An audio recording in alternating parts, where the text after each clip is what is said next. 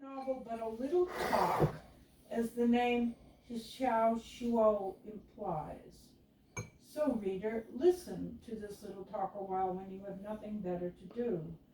This novel is neither an apology for contemporary Chinese life, nor an expose of it, as so many recent Chinese dark curtain novels purport to be. It is neither a glorification of the old way of life nor a defense of the new.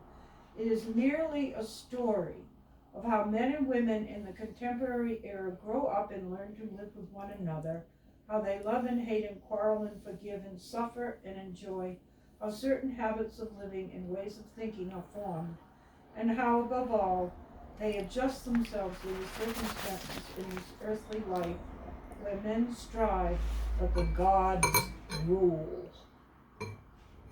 Book 1, The Daughters of a Taoist.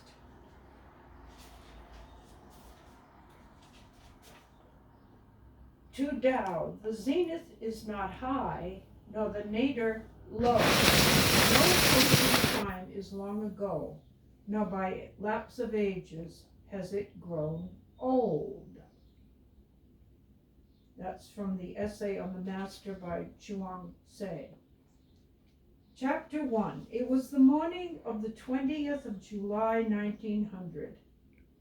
A party of mule carts were lined up in the western entrance of Matachen Hutang, a street in the east city of Peking, part of the mules and carts extending to the alley running north and south along the pink walls of the big Buddha temple. The cart drivers were early. They had come there at dawn, and there was quite a hubbub in that early morning, as always was the case with these noisy drivers. Lota, an old man of about 50 and head servant of the family that engaged the carts for the long journey, was smoking a pipe and watching the drivers feeding the mules, and the drivers were joking and quarreling with each other. When they could not joke about each other's animals and the animals' ancestors, they joked about themselves. In such times, said one, who can tell whether one comes back dead or alive after this journey?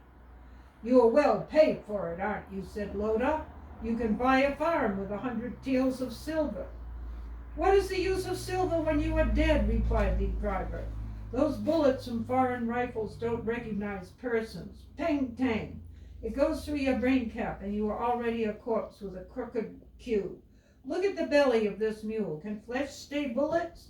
But what can you do? One has to earn a living. It's difficult to say, rejoined another. Once the foreign soldiers come into the city, Peking won't be such a good place to live in either. For myself, I'm glad to get away. The sun rose from the east and shone upon the entrance to the house, making the leaves of the big coconut tree glisten with the dew. This was the Yao house. It was not an imposing entrance, a small black door with a red disc in the center. The coconut tree cast its shade over the entrance, and a driver was sitting on a low stone tablet sunk into the ground. The morning was delightful, and yet it promised to be a hot day with a clear sky. A medium-sized earthen jar was standing near the tree, which provided tea in hot summer days for thirsty wayfarers, but it was still empty. Noticing the jar, a driver remarked, "Your master does good deeds." Lota replied there was no better man on earth than their master. He pointed to a slip of red paper pasted near the doorpost, which the driver could not read, but Lota explained to him that it said that medicines against cholera, colic, and dysentery would be given free to anybody. "That is something important," said the driver. "You'd better give us some of that medicine for the journey." "Why should you worry about medicine when you are traveling with our master?" said Lota. "Isn't it the same whether you carry it or our master carries it?" The drivers tried to pry out of Lota information about the family. Lota merely told them that his master was an owner of medicine shops. Soon the master appeared to see that all was in order. He was a man of about 40, short, stumpy, with bushy eyebrows and pouches under the eyes and no beard, but a very healthy complexion. His hair was still perfectly black. He walked with a young, steady gait, with slow but firm steps. It was obviously the gait of a trained Chinese athlete, in which the body preserved an obvious poise, ready for surprise attack at any unexpected moment from the front, the side, or behind. One foot was firmly planted on the ground, while the other leg was in a forward, slightly bent and open, self-protective position, so that he could never be thrown out of his balance. He greeted the drivers, and noticing the jar, reminded Lota to keep it daily filled with tea, as usual, during his absence. "You're a good man," chorused the drivers. He went in, and soon appeared a beautiful young woman. She had small feet and exquisite jet black hair done in a loose coiffure, and wore an old broad-sleeved pink jacket trimmed round the collar and the sleeve ends with a 3-inch broad, very pale green satin. She talked freely with the drivers and showed none of the shyness usual among higher-class Chinese young women. She asked if all the mules had been fed, and disappeared again. "What luck your master has!" exclaimed one young driver. "A good man always is rewarded with good luck. Such a young and pretty concubine." "Rot your tongue," said Lota. "Our master has no concubines. That young woman is his adopted daughter, and a widow." The young driver slapped his own face in fun, and the others laughed. Soon another servant and a number of pretty maids, from 12 or 13 to 18 in age, came out, with bedding, packages, and little pots. The drivers were rather dazzled, but dared not pass further comments. A boy of 13 followed, and Lota told the drivers it was the young master. After half an hour of this confusion, the departing family came out. The beautiful young woman appeared again with 2 girls, both dressed very simply in white cotton jackets, one with green, the other with violet trousers. You can always tell a daughter of a well-to-do family from a maidservant by her greater leisureliness and quietness of manner, and the fact that the young woman was holding their hands showed the drivers that these 2 were the daughters of the family. "Xiao Xie, come into my cart," said the young driver. "The other's mule is bad." Mulan, the elder girl, thought and compared. The other cart had a smaller mule, but his driver had more jovial appearance. On the other hand, this young driver had ugly sores on his head. Mulan chose by the driver rather than the mule. So important are little things in our life, perfectly meaningless in themselves. But as we look back upon them in their chain of cause and effect, we realize they are sometimes fraught with momentous consequences. If the young driver had not had sores on his head, and Mulan had not got into the other cart with the small and sickly-looking mule, things would not have happened on this journey as they did, and the course of Mulan's whole life would have been altered. In the midst of the hustle, Mulan heard her mother scolding a silver screen, a maid of 16 in the other cart, for being overpainted and overdressed. Silver Screen was embarrassed before everybody, and Blue Haze, the elder maid of 19, assisting her mother into her cart, was silently smiling, being secretly glad that she had known better than to overdress for this journey and had listened to the mistress's instructions. No, keep going. You could see at a glance that the mother was the ruler of the family. She was a woman in the middle 30s, broad-shouldered, square-faced, and inclined to be stout, and she spoke in clear, commanding voice. When everybody was well seated and ready to start, a little maid of 11, whose name was Frankincense, was seen crying at the door. She was utterly miserable about being left behind to stay alone with Lota and the other servants. "Let her come along," Mulan's father said to his wife. "She can at least help fill tobacco for your water pipe." So at the last moment, Frankincense jumped into the maid's cart. Everybody seemed to have found a place. Now, maids mean servants. Mrs. Yao shouted to the maids to let down the bamboo screen at the front of their covered cart and not to peep out too much. There were 5 covered carts with 1 pony among the mules. The maternal uncle Feng and the young boy led the party, followed by the mother riding with the elder maid Blue Hay, who was holding a baby 2 years old. In the third cart were Mulan and her sister Mo Chow and the adopted daughter whose name was Coral. The 3 other maids, Silver Screen, Brocade 14, and Little Frankincense, were in the next cart. Mr. Yao, the father, sat alone and brought up the rear. His son, Tijen, had avoided riding in the same cart with him and had preferred the uncle. A manservant, Lo Tong, who was brother of Lota, sat on the outside in Mr. Yao's cart with one leg crossed on the shaft and one leg dangling.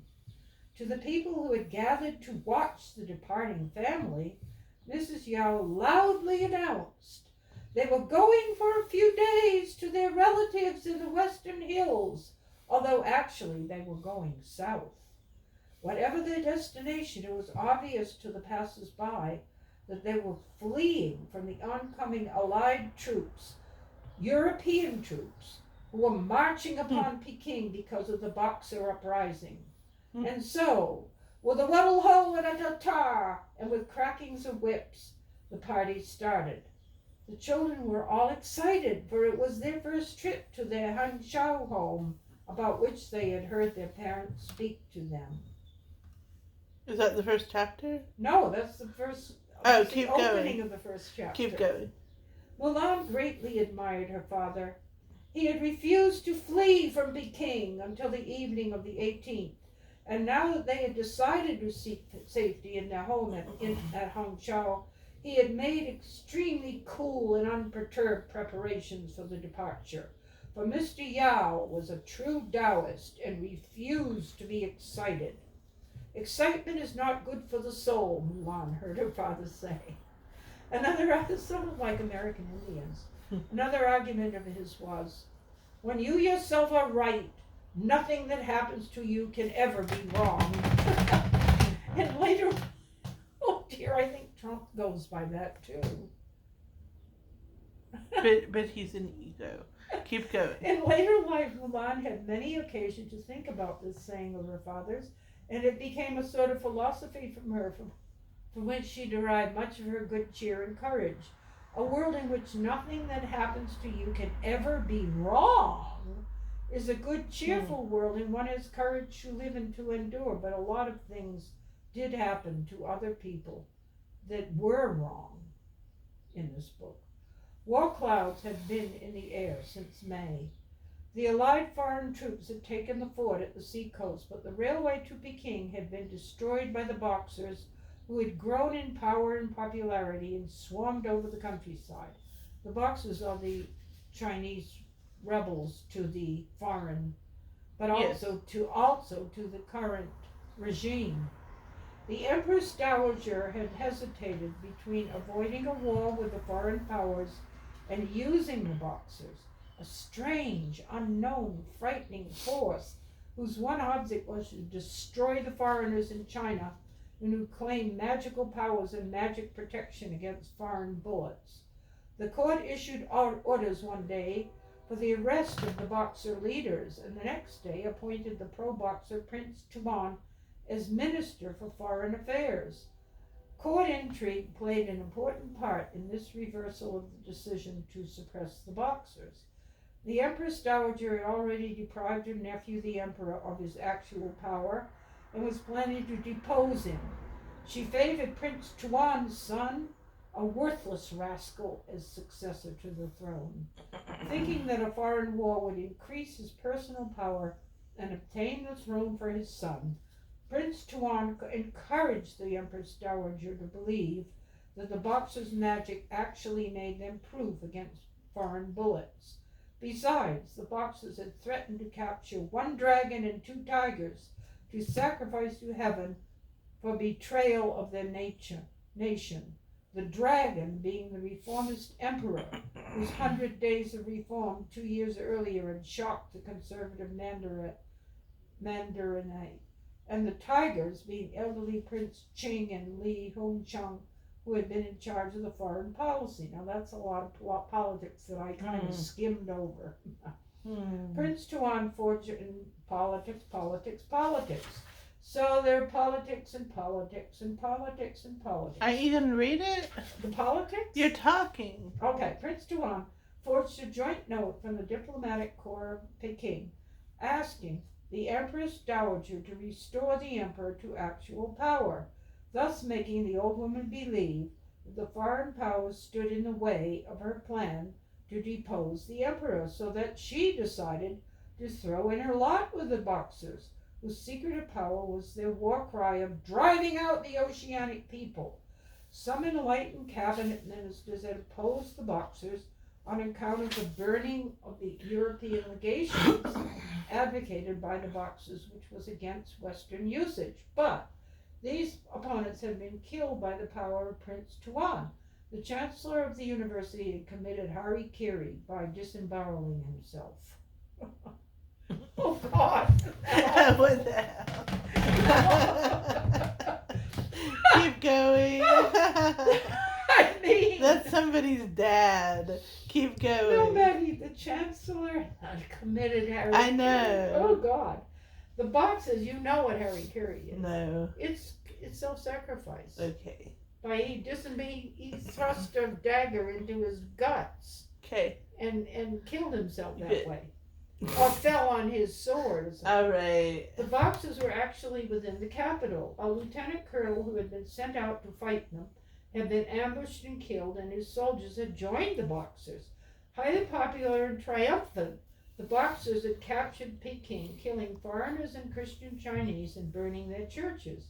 The diplomatic corps protested, but Kang Yi, sent to investigate the Boxers, reported that they were sent from heaven to drive out the oceanic people and wipe out China's shame, and secretly let tens of thousands of them into the capital.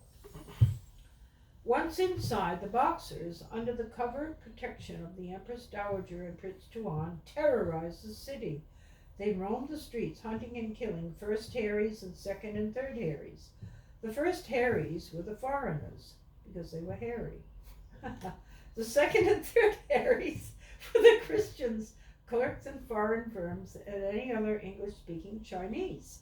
They went about burning churches and foreign houses, destroying foreign mirrors, foreign umbrellas, foreign clocks, and foreign paintings. Actually, they killed more Chinese than foreigners. Their method of proving a Chinese to be a second Harry was simple. Suspects were made to kneel before a Boxer altar in the open street, while a piece of paper containing a message to their patron god was burned, and the subject was Was pronounced Mulan guilty. a boxer? No. What was she? They were Taoists. They held themselves aloof. All right, Because go on. her family was rich. The Okay. Boxers were more lower class. Okay. That was the start of common people getting into charge. Mhm. Sun Yat-sen later on led the revolt against the imperial, but he wasn't so much in revolt against the educated. Okay. That later on Mao's people were in revolt against All the right, educated. all right. Just read the book. Because Mao's people thought the educated were parasites. Okay. Oh dear. Piece of paper containing a message to their patron god was burned, and the suspect was pronounced guilty or not guilty, according to whether the ashes flew up or flew down. Altars would be set up in the streets toward sunset, and the people who showed obedience to the Boxers would burn incense while they danced their monkey dance, the monkey spirit being one of the most popular of their patron gods. The smell of I think there were monkey gods in Indian culture too. The smell of incense filled the streets, and one could believe oneself living in the magic land of Siyuchi once more. I don't even know what that magic land is. I should have looked it up. Even important officials had set up altars and invited the Boxer leaders to their homes, and servants had joined the Boxers to tyrannize their masters. Mr. Yao, being a well-read man and in sympathy with the reformist emperor, thought the whole thing silly and dangerous child's play, but kept his convictions to himself. He had his own good reasons to be anti-foreign in a sense, and hated the church as a foreign religion protected by a superior foreign power. But he was too intelligent to approve of the Boxers and was grateful that Lota and his brother Lotung had kept away from the rabble. There was fighting in the city. The German minister had been fallen upon and murdered by Kansu soldiers. The legation quarter was under siege. The legation guards had been holding out for 2 months, waiting for relief from Tientsin.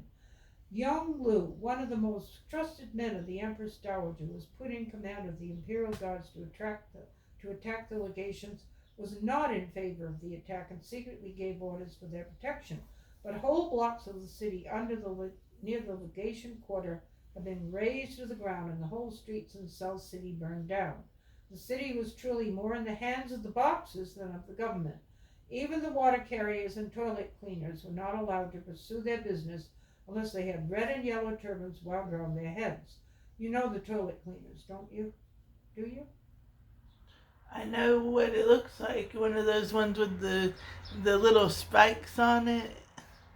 I'm kidding. I have no idea what you're talking about. They came to clean out the privies every day from the Okay, they were like paid carry out. it out into the country. They were for like fertilizer. serfs. Yeah.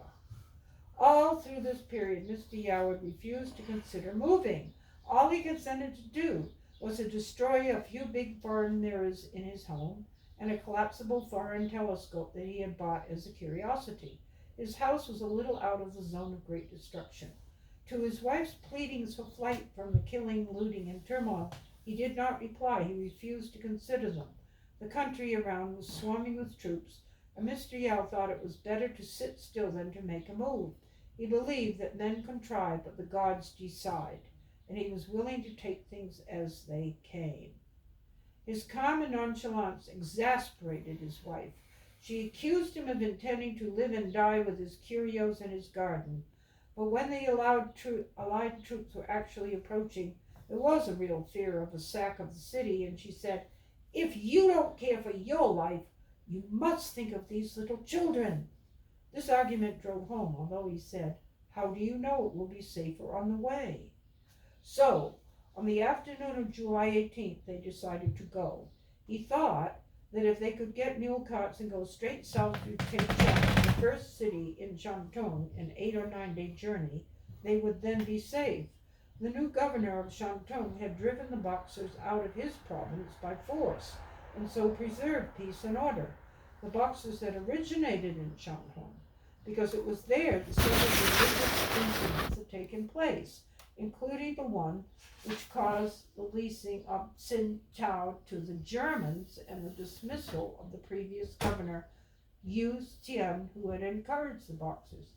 One day the new governor, are you sure you want me to read? Yes. The new governor, Yuan Shikai, had asked a Boxer leader to come to him to prove their magic powers. He ordered 10 Boxers to stand in line and face his firing squad armed with modern rifles.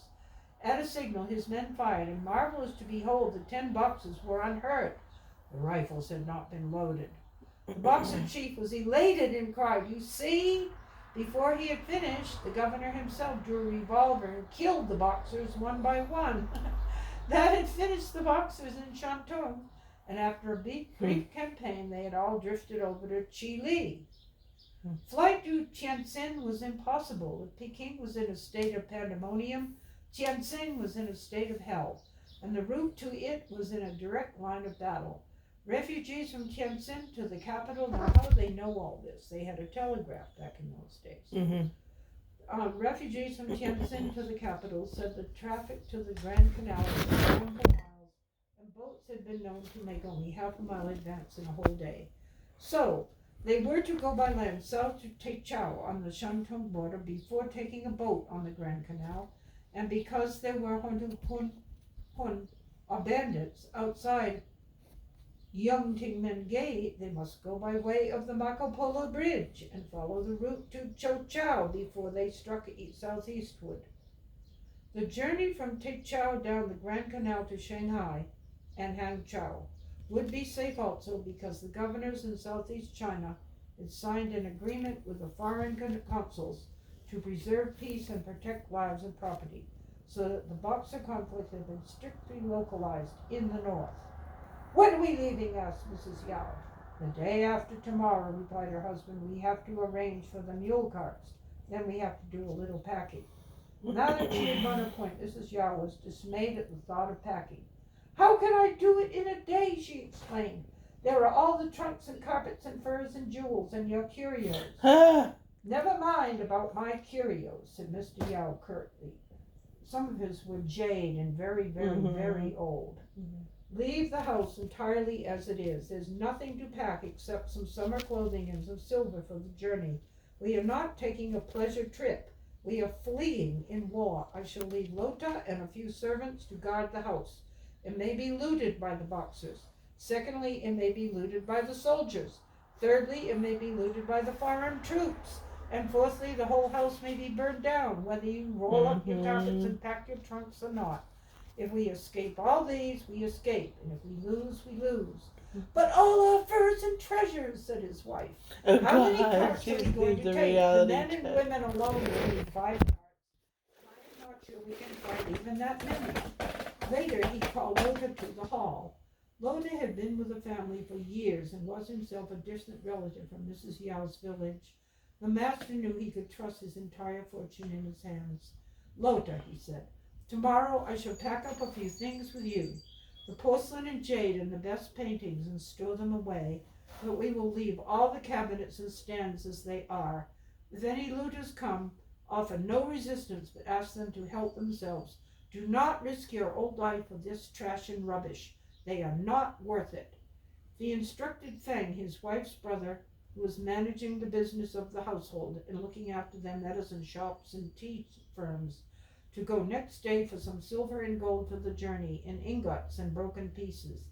Feng was to call on the imperial physician and see if he could get some sort of official protection on the journey.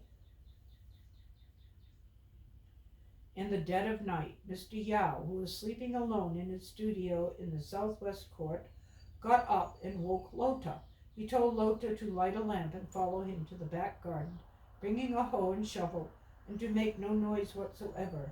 So they went out, old master and old servant, with the 6 Shu and Han bronzes, that is, thousands of years old, and several dozens of jade pieces and seal stones that he himself had packed up carefully in sandalwood boxes and buried them under the date tree in the garden.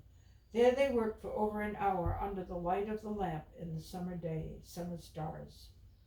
Cheerful and really excited, Mr. Yao came back into the house before anyone was up. The dew was heavy, and Lota, coughing a little, suggested he should go and make a pot of hot tea. Mr. Yao often slept alone, and he had no concubines. As head of a wealthy family, he had no great interests outside his books and curios and his children. He had no concubines for a double reason. First, because his wife would not permit it. Second, that's a good reason. Second, because there had been an abrupt change in his life in his 30th year when he married Mulan's mother.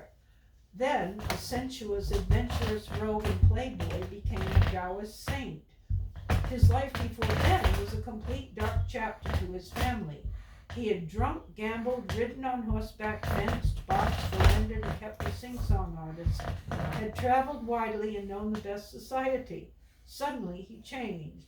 His father died a year after his marriage and left him a huge fortune in medicine shops and tea firms in Hangzhou, Suzhou, Yangzhou, and Peking, with regular service of herbs from Sichuan and tea from Fujian and Anhui, and a few pawn shops besides. The spiritual history of this man in that period was so hidden in mystery that even his wife did not know whether he had reformed after marrying her or before. He stopped not only his gambling and his reckless drinking, for which he had enormous capacity, his philandering and otherwise abusing his magnificent constitution, but he also stopped attending to business, leaving the management to his wife's brother Feng, who was a thoroughly able businessman. In those days, between 1898 and 1900, new thought was in the air, advocated by those who, for a short period, led the reforms which ended with the disastrous coup d'etat when the emperor was imprisoned in the palace. Mr. Yao read and absorbed the new ideas in the current books and magazines. I'll read just one more paragraph. When Lota went to make tea for him, old Yao, instead of turning to his wife's court where the children slept, went to his own studio in the front western court. He lay on the covered earthen bed and thought about the things he had to do that day. Whenever he started a period of physical regimen for himself, he always slept in his studio. He would get up at exactly midnight, cross his legs and sit in position, perform the regular number of rubbings on his forehead, the sides of his head, his cheeks and chin, then his palms and feet, and begin to control his breath and practice deep abdominal breathing and regulate the swallow of his saliva. Thus, with his circulation stimulated and breathing controlled, he could hear in the deep silence of the night his own intestinal fluid circulating and nourishing the lower abdomen where the whole center of spiritual forces lay.